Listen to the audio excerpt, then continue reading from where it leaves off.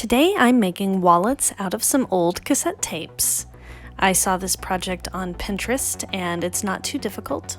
All you need is a cassette tape with the screws in the corners because those are easier to take apart. You're also going to need a 14-inch zipper, some scrap fabric, and preferably a hot glue gun. I'm sure other types of glue would work, but for me the hot glue gun was the easiest.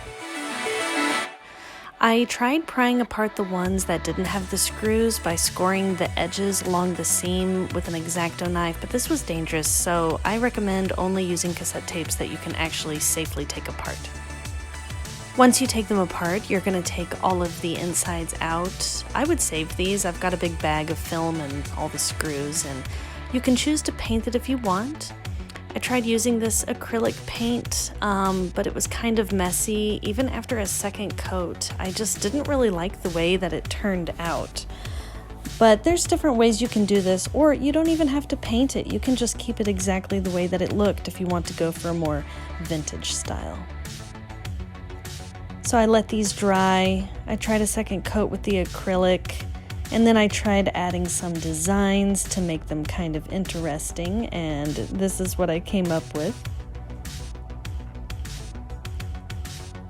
The acrylic paint doesn't really stick all that well, so then I tried using spray paint, which worked a little bit better.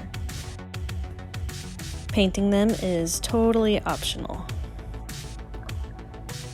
Next, you're going to take your hot glue gun and you are going to make sure the zipper side is out, and you're going to glue the zipper to the interior of the cassette tape. The first time I did this, I glued it along the exterior of the cassette tape, which is easier, but of course it doesn't look right. It needs to be on the inside.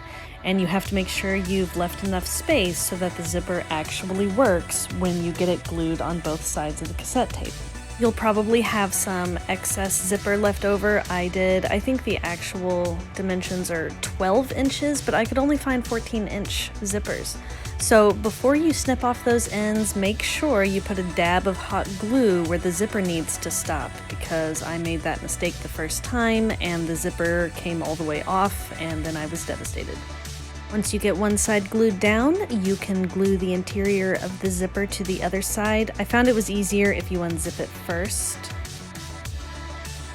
And then find yourself some scrap fabric to cover up the seams right there on the inside.